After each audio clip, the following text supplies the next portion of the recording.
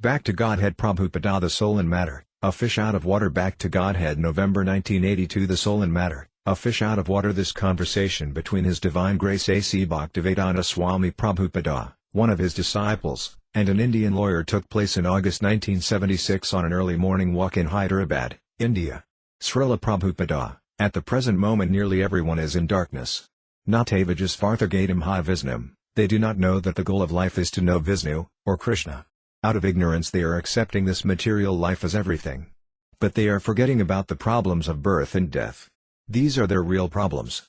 They are making plans to solve so many problems, but they have no plan to solve these problems.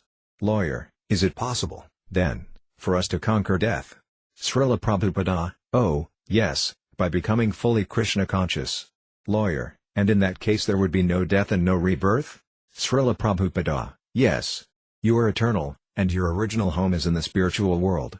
But by karma you are put into this material world. Then you must struggle, like a fish out of water. If somehow or other a fish is taken from the water and put onto the land, his life is simply a struggle. And if he is again put into the water, his life is in its natural condition. Lawyer, so for us the natural condition is back to Godhead? Srila Prabhupada, yes. Lawyer, it's a mystery, though, how we came from the divine life to this life. Srila Prabhupada, what is the mystery? Is there a mystery how one is brought into the criminal court? What is the mystery? Devotee, it is simply our karma. Lawyer, but we must start somewhere. Srila Prabhupada, what is the starting point of a criminal? He wants to violate the law, and he commits his first crime and becomes a criminal. You are a gentleman, but you can also become a criminal if you like. It depends on you. If you violate the law, you become a criminal. If you don't violate the law, you remain in your lawful position. Similarly, as soon as you defy God and try to become independent, you start your karma and immediately come to the material world. And when you again surrender to God, you stop your karma. So stopping and starting your karma is in your hands. You start your own life in the material world, and you can stop it also. Lawyer, but if the soul was once a gentleman, Srila Prabhupada, the soul is eternally a gentleman. Lawyer, ah. But is the soul who takes birth as an animal also a gentleman? Srila Prabhupada, yes.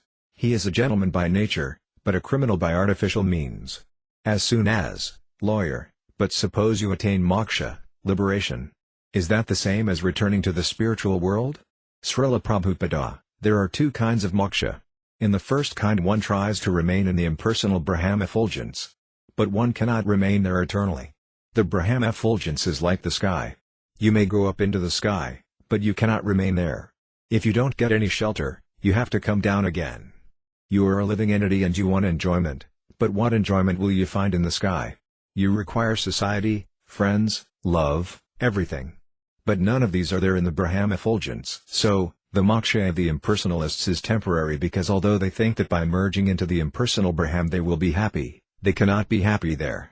Aruya Krakrina Parapadam Tatapadandiyadha, although they go up to the impersonal Brahma effulgence, because there is no ananda, spiritual pleasure, they come down again to find pleasure in the material world. By nature the living entity seeks pleasure, anandamayo by acid. But you do not get any ananda in the Brahma effulgence. Lawyer, isn't merging into Brahman itself ananda? Srila Prabhupada, no. It is eternal existence, but no ananda. Can you remain eternally without pleasure? No, so you have to come back down again to this material world, because here there is something like ananda, although the pleasure here is temporary. So unless you go to God and dance with Him, you'll have to come back to this world. But the impersonalists cannot reconcile how God can be a person and not have to suffer birth and death like them.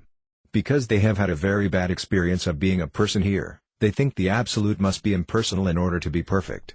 They are muddas, fools, they are not intelligent. Lawyer, but what is the stage at which the Atma, the soul, merges with the Paramatma, the Supersoul? Srila Prabhupada, that I have already explained, you cannot merge. You may simply imagine you are merging. You can enter into the spiritual atmosphere, but without ananda you cannot stay there. Therefore you have to come back again to this material world. Suppose you are put in some place where you cannot practice law. How long will you remain there? If I say, please remain here happily without any law practice, how long could you remain? You will want some activity, some pleasure. That is your nature. So, here in the material world we are all trying to get some pleasure, but that pleasure is temporary. It is not satisfying us. Therefore, Being disgusted, we want to stop material life and merge into Brahman. But that life is also temporary. Unless you go back home, back to Godhead, there is no complete life. Therefore Krishna comes and shows by his spiritual activities how to enjoy real Ananda. He plays with the cowherd boys, he dances with the cowherd girls, he kills the demons, he performs so many activities. This is Ananda. You have read our Krishna book?